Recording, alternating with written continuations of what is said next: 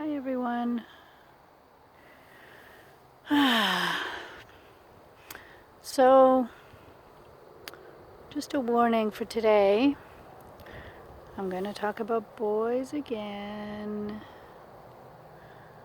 Yeah. So if you're not interested, you can just come back for the next one. But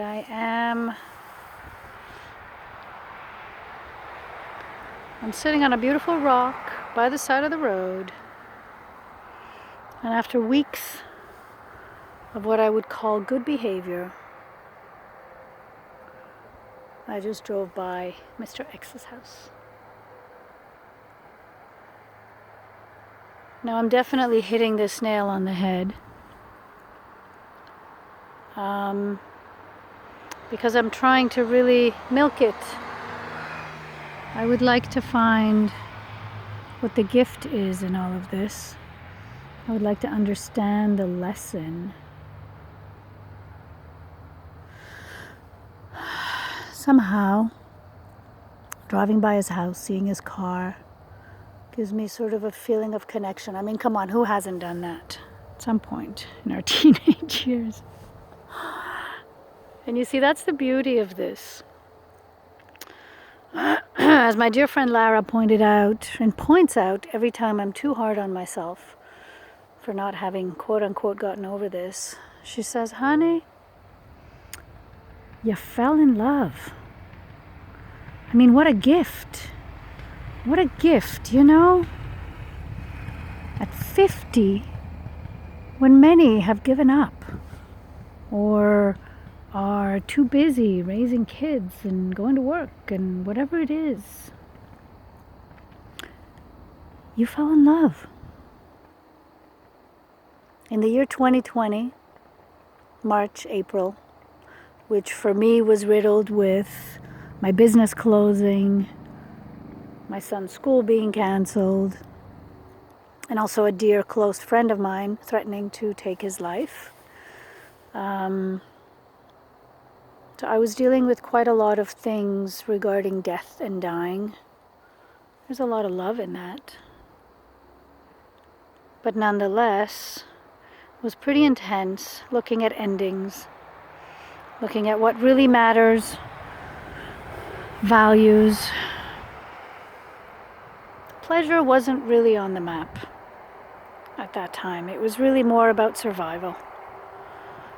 And along came this man who, just the thought of him makes me happy. It still does. Just the thought of him, just the image of him. He doesn't have to speak. He doesn't have to do anything. He didn't do much and he didn't speak much. It's almost not even about him. It's how he made me feel.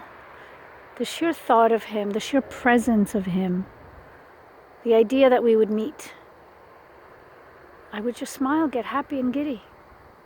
And this really wasn't a sexual thing.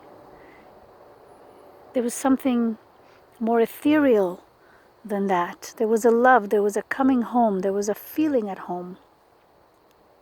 However, this feeling became something quite addictive. I mean, if you have somebody whose sheer presence makes you giddy, happy, well, gee whiz, you'd want to bottle that too, wouldn't you?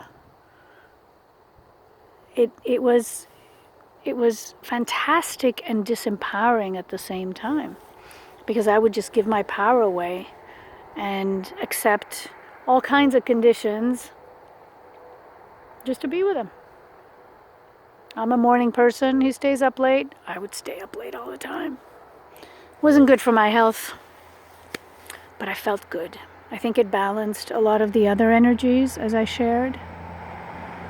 In the same moment that I was looking at the possible death of someone close to me, and a couple of other endings, at the same time there was this teenage, smitten, gaga happiness, of bliss, of falling in love, of let's get married tomorrow and figure out the rest. I don't know how he feels or felt. Doesn't really matter. The beauty The beauty I've come to understand is that it has nothing to do with him.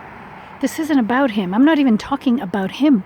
I'm talking about how I feel and how I felt. And to have encountered at age 50 such a youthful feeling of lightness and carefree falling in love is a gift. As my friend Lara put it, she says the 50-year-old wise woman took a hell of a long vacation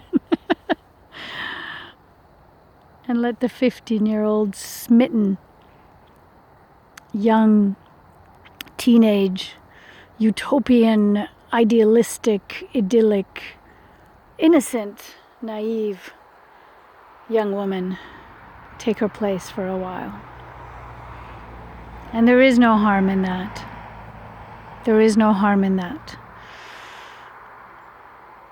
Of course, the whole time I knew that that kind of high, that feeling, because it was a physical high. My heart would race, my mouth would get dry. It was really like a drug. It wasn't sustainable. It's a firework. It's not a slow and steady fire. I knew it wasn't a lifelong thing. I was hoping I could be wrong, but I kind of knew it wasn't going to be.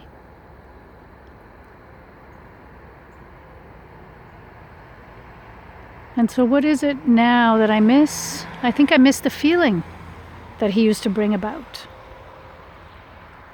I miss how I believed in love again. I miss how,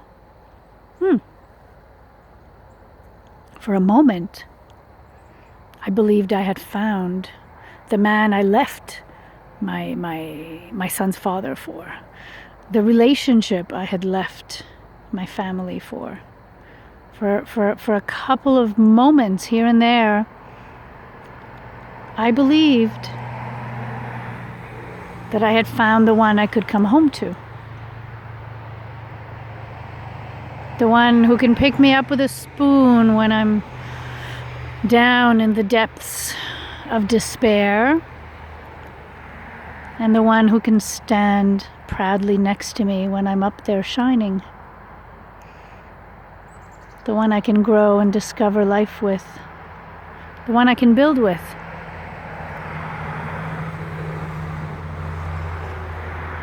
I got a card in a recent tarot reading, called him the King of Cups. I thought he was my King of Cups. For a moment, I reveled in the feeling, and I thought I could feel this every day. I could eat my meals with this person every day. I could stand getting up next to this person every day. I could stand going to bed every day with this person. I live alone. I'm pretty happy living alone, but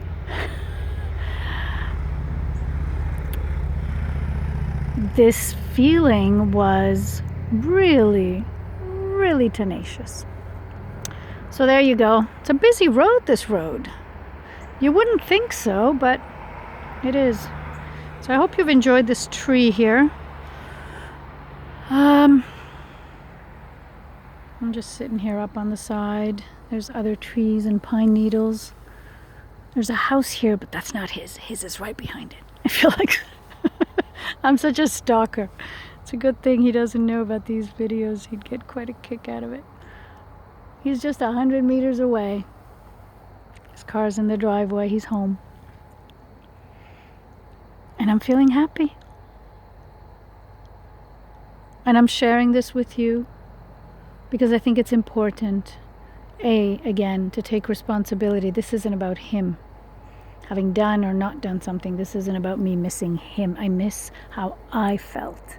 And so I'd like to just focus on recapturing that feeling. And I might make this video come to an end soon because I can hear the truck that was cleaning the road that I passed on my way here. The truck's caught up to me. So that's going to make a lot of noise as it comes by here. So I think that's it for now. Thank you for your patience in listening to my rambles. Don't give your power away. There's got to be a way to fall in love and not give our power away.